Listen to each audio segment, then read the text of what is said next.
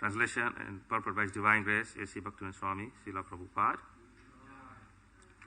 Sukanya, however, being very proud of her chastity, smiled upon hearing the rebuffs of her father. She smilingly told him, "My dear father, this young man by my side is your actual son-in-law, the great sage Chaitanya, who was born in the family of Brigu." Purport. Although the father chastised the daughter, assuming that she had accepted another husband, the daughter knew that she was completely honest and chaste, and therefore she was smiling. When she explained that her husband, Chaitanya Muni, had now been transformed into a young man, she was very proud of her chastity, and thus she smiled as she talked with her father. Om Jnana Trivanandasya Jnananjana Salakaya Chakshus Unmritam Yena Tasmai Sri Guruve Namaha Panchakalpatrubhyasya Kripa Sindhu Vircha Patitanam Pavanebhyo Vaishnavyo Namo Namaha Jai Sri Krishna Chaitanya Prabhu Nityananda Shri Advaita Gadadhar Sivasadi Ghor Bhakta Vrinda Hare Krishna Krishna Krishna Hare Hare Hare Rama Rama Rama Hare Hare. So, there's not much what Prabhupada has to say about this verse, but basically the story which we are studying in the Srimad Bhagavatam is about the marriage of Sukanya and Chaitanya Muni. Now, of course, the previous chapter is explaining the dynasty of Manu, and is continuing the continuation of the Manu's dynasty in the successive progenies. So here it is mentioned in this particular verse that one of the sons of Manu was very much indeed following the principles of Dharma, and therefore he was very concerned that at the appropriate time, when the daughter was of age of marriage, he would betroth his daughter to an ideal candidate who would be a worthy husband. Now, of course, what do we mean by a worthy husband? One who provides you with a big home, financial security, or someone who is of a very high caliber in terms of dharma, following the principles of religion. Of course, principle of religion is the highest, because if one has money, tremendous wealth, doesn't mean that you may be cultured. We see in this material world today, anybody who is endowed with tremendous wealth is considered a man of importance, man of culture. You know, he may dress very fine, refined clothing of very expensive nature. He may live in a very expensive house. He may have many wonderful material facilities. But that doesn't mean he's cultured. A man living in a simple hut, living very basically, but his thinking is very high. He is a very high morals. Then he's considered a very cultured person. So in Kali Yuga, of course, everything is topsy-turvy, everything is upside down. It's the age of quarrel and hypocrisy, where everything in the opposite side, things is better, and what is considered from spiritual point of view good is considered unworthy. That is why we see in the present day and age, people are endeavoring for all these material facilities to make themselves feel important. But here we see the father of Sukanya is giving his daughter in marriage to Chaitanya Muni, who is a great sage, a very austere person, living in very simple conditions, but very highly in his knowledge of the Shastra, knowledge of the scriptures, knowledge about what his duty is towards mankind, what is his duty towards himself. And therefore, Sukanya's father thinks he is a befitting husband, because he will lead her to the righteous path. Of course, in the Bhagavad Gita, Krishna says that when women become unchaste, then the progeny which follows that is considered to be Varnashankara, unwanted progeny. And unwanted progeny creates havoc in the society, in the world. So therefore, this section which we are studying now in Srimad Bhagavatam is the beginning of Manu's dynasty, where he's establishing a good progeny, good Prajapati, and people of high caliber. Now sometimes we may wonder, okay, this section of Srimad Bhagavatam is discussing very nice, high morals, high principles, something which is not accepted in today's world, because we are living in the midst of Kali Yuga, in the age of iron, where industrialization is there, and we have different principles, different requirements, different understanding. But I was thinking this morning that Srimad Bhagavatam is a transcendental scripture. It is a narration of the history of mankind, you can say in one sense, or the teachings to the mankind by great sages who are very learned in the scriptures. And when these scriptures were spoken by Vyas to enlighten humanity, it wasn't for that particular time. Of course, today, we justify things according to time, place, and circumstances. So therefore, we say the time is different, circumstances is different, the place is different. Therefore, rules change.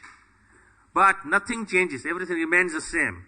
Principle of Dharma is perfect at the beginning of creation. It is perfect in the middle of creation. And when the annihilation comes at the end of the day of Brahma, still it will be the same.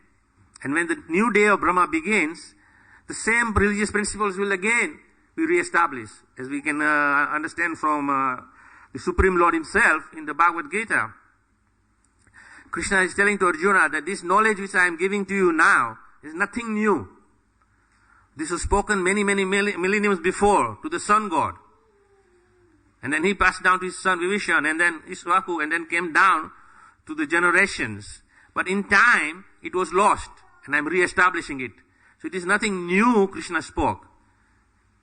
And therefore, we can conclude from that if we are a little bit of rational mind, we can understand that what Krishna is saying, this knowledge doesn't change according to time, place, and circumstances. But how we implement it, that may have some merits according to time, place, and circumstances. But the essence, the principle of Dharma doesn't change. Therefore here, Sukanya is betrothed to Chaitanya Muni, who is an ideal husband, who will take care of her. And the progeny which will then come out of the union between the two will be a worthy progeny, who will be following the principles of Dharma. And because they follow the principle of Dharma, then all perfection is there. Now, if we go down to the basics, what is the purpose of this material creation? What is the purpose of progeny? What is the purpose of establishing dharmic principles? Of course, the bottom line is, as Prabhupada explains, very simple message, that we have been pushed into this material world due to many material desires which were harboring in our hearts. And therefore Krishna has created a perfect place where we can come and try to fulfill all our material desires. But ultimately Krishna is saying that this is not the highest.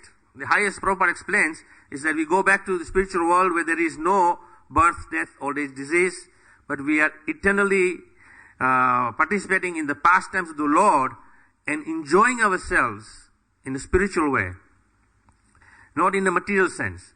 But when we come to the material world, of course, by Krishna's grace, He has created many different facilities and also many different bodies in which we can enjoy and fulfill all our desires till we are fully satisfied that there is no more hankering for this. And therefore, the next birth, you will elevate it to the higher stage of consciousness. And as you go through the whole different species of life, you come to the highest principle, highest consciousness, which is the human body. And in the human body, when you have got the consciousness of the highest nature, you have the ability to understand the real goal and understand what is your real purpose. Of course, the real purpose of a living entity is to give pleasure to the Supreme Lord. But how does the living entity give pleasure to the Supreme Lord? Not by being separate from the Supreme Lord. Therefore, the scriptures are guiding us how to become freed from this illusion, come to real understanding. And when we come to the real understanding, then we know what is our real duty. And then real duty is to take up Krishna consciousness. And taking up Krishna consciousness means that we are aware of Krishna's existence, and we also understand what is our relationship with Krishna. Jivere Swarupoy Nitya Krishna. So eternally we are servants of Krishna. And when we come to that understanding, then what does the servant of the Lord does? He serves him. But what is the spirit of serving? The spirit of serving is not that he treats you like a slave. That is slavery. Generally in this material world, when we say we become a servant, that means we are taking the lowest of the lowest position. And the lowest position of a servant is one who is considered like a slave. That you have no independence. You are totally doing things out of force. But here, in the spirit of Dharma and devotion, Krishna is saying nowhere that you have to serve me out of force. He's not interested. Especially in the Bhagavad Gita, Krishna is giving message after message, and is emphasizing that I'm only interested in the relationship which is based on devotion.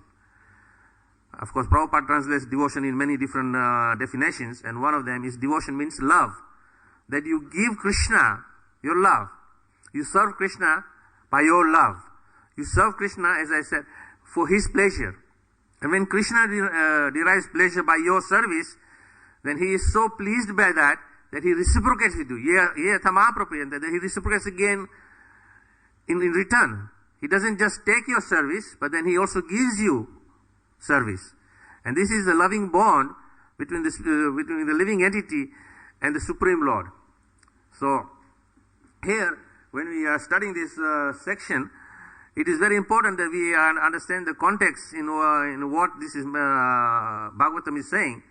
And we may say sometimes, as the previous purpose and verses were saying, as we were hearing from different speakers and then listening to the purport of Srila Prabhupada, that there were a lot of heavy stuff mentioned about one's position.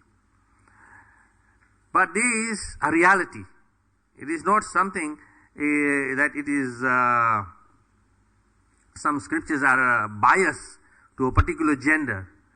But it is showing the real position of each entity and what each entity is supposed to do. For example, a lion is thinking one day, why should I behave like a lion? I want to behave like an elephant. So all of a sudden, the lion is walking in the forest, into the fields, like the elephant is majestically walking, and he's thinking, I'm an elephant now. Is it possible?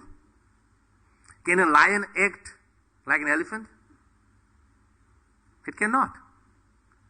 And on the other hand, the elephant is thinking, I want to be like a lion. Instead of walking with big body and thumping around and the ground shakes when the elephant walks, you see the lion, they very softly walk when they're hunting. And the prey they're going to hunt doesn't even know that lion is just about to come and jump on it. It's so sophisticatedly walking with light paws. Can it do it? No. In other words, each entity has its own role to play. And therefore, you have been granted that body, as I said, by the mercy of Krishna. He has created this material world, and he has created multiple different bodies in which you can fulfill all your desires according to that body. But within that body, you cannot try to enjoy or replicate another living entity. So similarly, in human species, we have two genders. We have male and we have female. So Prabhupada, from the very beginning, had clarified the point that in terms of spirituality, there is no difference between a male or a female. When we approach Krishna in the mood of devotion, Krishna doesn't say, look, at that individual entity and says, oh, here is a female devotee and here is a male devotee. Krishna says, here is my devotee. And he doesn't discriminate. He gives equal blessings. He gives equal reciprocation with either male or female. He doesn't discriminate. But at the same time, in as long as we are in this material world and as long as the soul is caught up in this material body, then we have to act according to the body we have. There are certain social rules and regulations which govern how one should act. There are certain biological rules and regulations which governs how one should act. You cannot transgress that. However you don't like it, you cannot transgress. So sometimes people say that we are very unfair to the fairer gender, specifically the females, because in many points it is saying that the women should be very submissive to men. So of course the man is very proud. He says, we have a higher position. Women are our toys. They are here for our enjoyment. Let us enjoy. And you have to be submissive. And as soon as a woman becomes a little bit aggressive, you say, oh, scriptures, dharma. You have to be submissive. So of course, when we preach this message to the general masses and they say, oh, well, I don't like this business.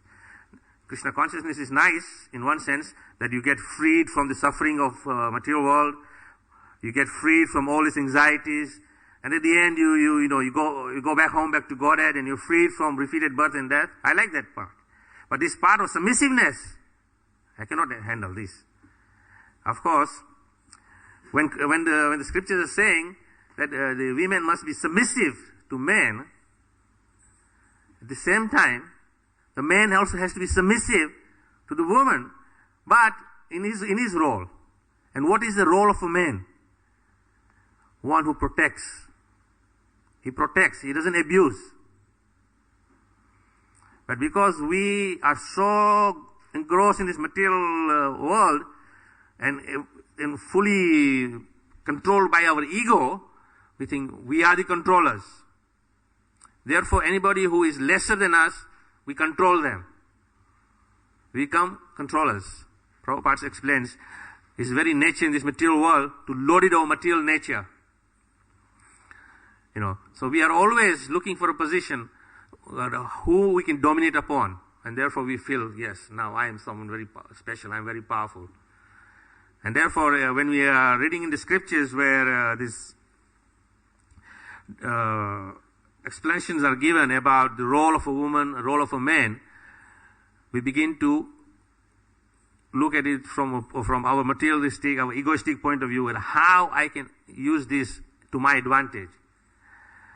So one time there was a saying, and many times it is saying actually, that one has to become very, very chaste, very humble, very submissive to one's husband. So of course the woman said, that is fine. But it is mentioned in the scriptures that if the woman has to become very submissive and very chaste, then the husband also has to be equally a recipient of that honor. In our Vedic custom we say Pati Parmeshwar. Pati Parmeshwar means that the husband is considered to be the God or like God. And therefore we must honor him like God and serve him like God. But to be served like God, to be honored like God, you have to become like God. But if you are a debauch, a low-class man, then it doesn't work. This is not a one-way street. This is a two-way street. There is a reciprocation in every aspect. Just like we see, for example, in the relationship of an ideal husband and ideal wife. And the citation is given mainly about Lord Ramachandra and Mother Sita. Sita is very submissive, very, very chaste to Lord Ram. But on the other hand, Lord Ram is equally concerned for the well-being of Sita. So in other words, if you want to become Pati Parameshwar, you want to become like God, and to be treated like God, then you have to become like Ram. You have to develop the qualities of Lord Ramachandra. And if you develop those qualities, then of course, you can become a worthy recipient of that honor and respect. So when we are explaining the scriptures for our own understanding, we should have a proper understanding of the concept between the husband and the wife and the relationship they have in terms of religious principles, in terms of our duties and obligations. And when we then promote this to everyone else whom we are preaching about the message of Bhagavatam, the message of Krishna consciousness, then it has to present it in an ideal way, in a perfect way. But how we can present this in a perfect way is that if we ourselves are perfect, if we are not following the principles of Dharma, how can you propagate the principles of Dharma to others? In other words, the example Prabhupada gives is a person who is smoking a cigarette. And he knows very well through his intellectual understanding that the cigarette is not a very good thing. The smoking is the cause of much suffering, in terms of it messes up your lungs, and then later on it is the cause of cancer, and then suffering, and then death. So he knows this thing, but he's smoking. But he's saying that I would advise you do not smoke. And he gives you a whole array of answers why you should not smoke. And the intelligent audience who understand this and say, yes, this makes sense. Smoking should not be done because it is a cause of suffering. But at the end, when the person who is giving this sermon about not smoking is asked this question, what you said is very well and makes perfect sense, but why haven't you given up smoking? So, when I've been smoking since I was 16 and I'm so addicted to it, I try but I cannot give it up. But you have to. Otherwise, how are you going to give the audience who are your persons who are receiving the knowledge and benefit of your understanding? Just like the other example Prabhupada gives is the young boy in a village is so much attached to eating sweets, and he is eating sweets every day, like there is no tomorrow. And the mother is concerned for the well-being for the child, and is thinking that if this child keeps eating so much sweet, the child's teeth will be all rotten by the time he is a teenager, and he won't have any teeth left. And therefore, the rest of his life, he'll be suffering. Because, if you cannot eat good nourishing food, you are properly chewing and everything, then you have a hard time, and it becomes more disease. So she took the young boy to the village pandit, who is respected very much with very high regard. And whatever the village pandit, the brahmana says, people generally accept his advice and follow his advice. So, this mother took the child to the village pandit and said, Panditji, you please kindly advise my son not to eat so much sweets. And the Panditji is thinking, yes, that is a very good instruction you must give to your son. You are a very concerned mother. So, the Pandit says, my dear mother, please come back next week this time. So the woman is wondering, why next week? Okay, because she has respect for the village Pandit. So she accepts his instructions. And a week later, she comes back with the child, and the Pandit sits the child down and explains to the child, look, it is okay to eat sweets, but with limit, with moderation. So be a good boy and don't eat so much, but eat in moderation. And he tells the mother that don't ban your child from eating sweets, but give him sweets in moderation. And the child says, yes, Panditji, I will follow what you say. And the mother says, yes, I will follow. And then the child runs off to play. And the mother asks the Pandit, that you could have said the same instruction last week. The Pandit said, no, I could have not said it because I was also equally attached to eating so many sweets. So for last 1 week, I have given up eating sweets. And therefore now when I tell the child, I can tell the child with all honesty that you should not eat sweets.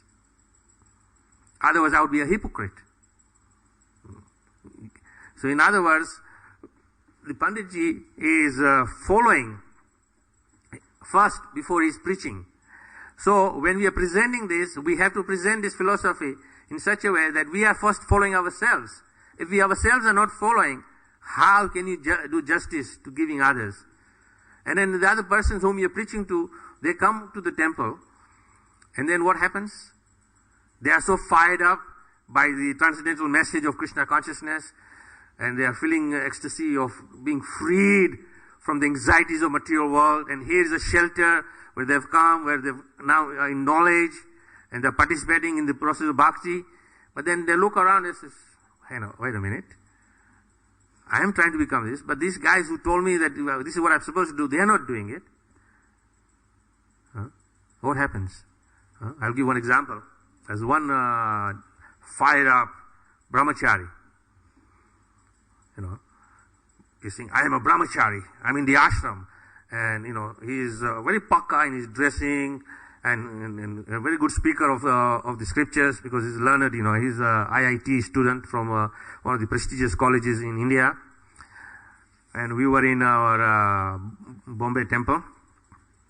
And one young Sindhi boy, coming from a very wealthy family, he was interested in Krishna consciousness. So he was preaching to him. And this young Sindhi boy, because he was well established in terms of wealth and good connections, he had a very beautiful young girlfriend from the cinema industry there. She wasn't one of the topmost actresses, but she was in the cinema world. So she was pretty attractive, and everybody was looking to her as a role model to aspire that I would like to be in the cinema world. Those who are aspiring to become actors and actresses. So this brahmachari was preaching to this Sindhi boy, and he's saying, this is all Maya. Give her up. And this guy is saying, how can I give her up? We are in love. He said, no. This love business is all Maya business. Give it all up. And this young boy, he goes to his girlfriend and says, look, and I'm following Krishna consciousness. I am becoming a devotee of Lord Krishna, and I have to give you up. So I have to break up our relationship. So he broke up the relationship with her. And of course the girl wasn't very happy, but then of course she's very young and very beautiful and endowed, and many people are already waiting in the queue to take up relationship with her, because it's the nature of this world. If you are not Krishna conscious, then of course you have a illusionary world, and you have illusionary desires, and you become connected in this way. So she very quickly found another young man, and she was moved on in her life, and this young boy was regretting every day and he going, Hare Krishna, and he moved into the ashram, And then what happened? This fired up brahmachari goes to America to join one of our American ISKCON centers, and there he meets a young beautiful American girl. He falls in love with her, and he marries her, and he comes back to Bombay, and this Sindhi boy is looking. What happened? What happened? He said, you were telling me this girl and Maya and marrying and loving and all this is Maya. Hare Krishna is the only thing you have to do. And what happened? You went to the land of opportunity and you really took the opportunity. What happened?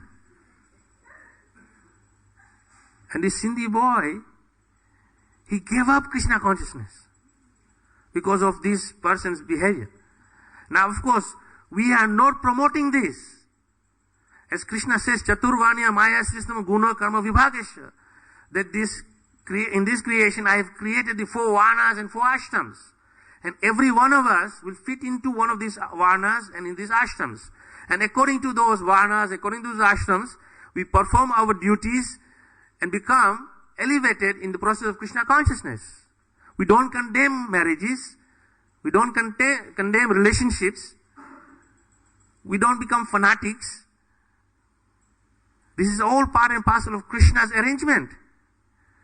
So we say that if you can remain brahmachari for life and dedicate your life to Krishna and Guru, then it is fine.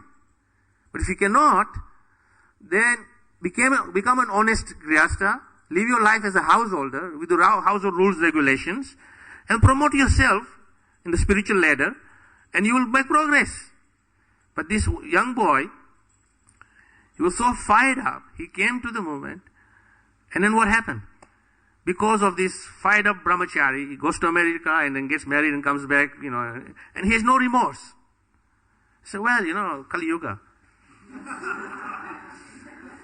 So many times I tell our devotees when I'm speaking to them, I say, don't blame Kali Yuga for it. Blame your weakness. Kali Yuga is only doing its duty. You don't have to blame Kali Yuga for it.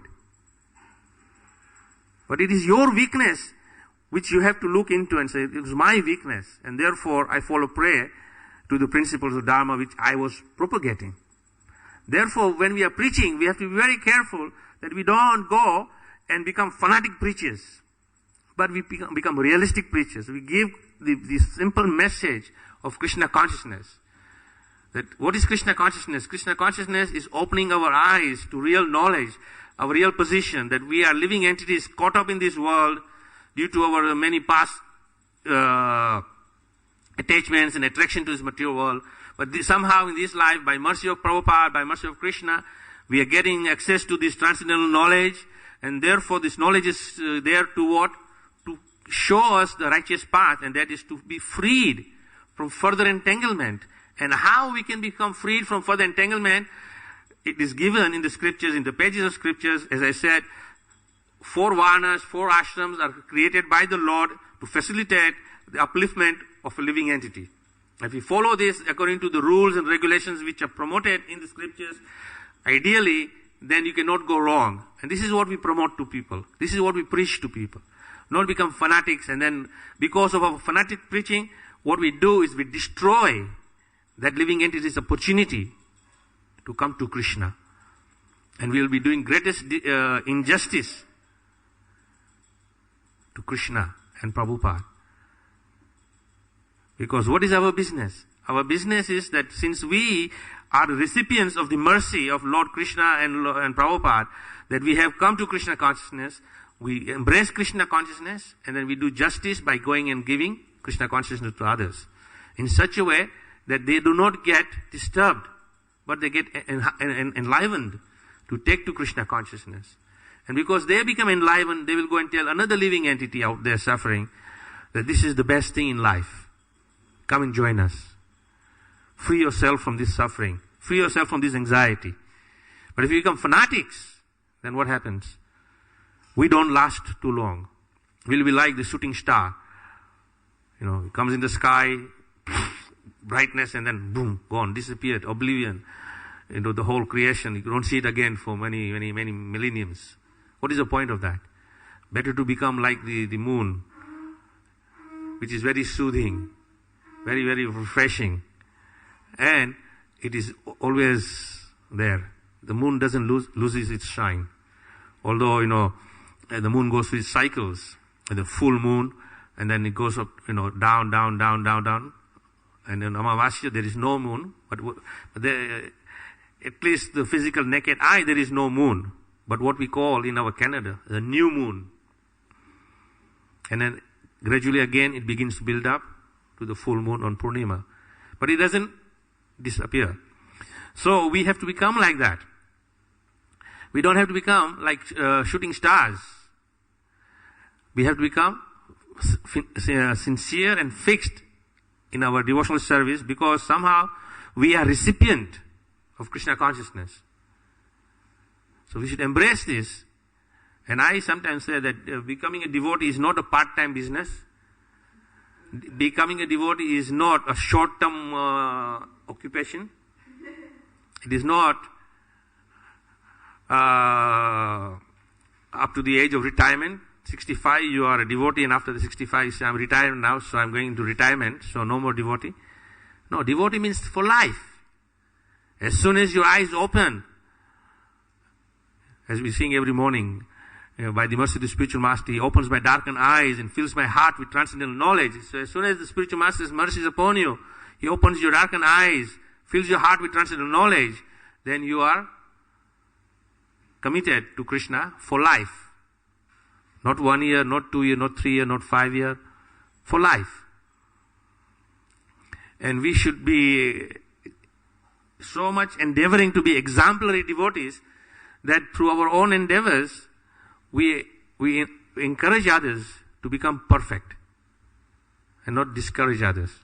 Just like the fire of brahmachari, preaching very fanatically, and then next thing he's straying from his path, and then it disturbs the others who have come to Krishna consciousness. And then once you disturb and destroy someone's spiritual life, you are committing a great sin, because you are an act to destroying someone's devotion, someone's opportunity to go back home, back to Godhead. And you are then indebted to that living entity.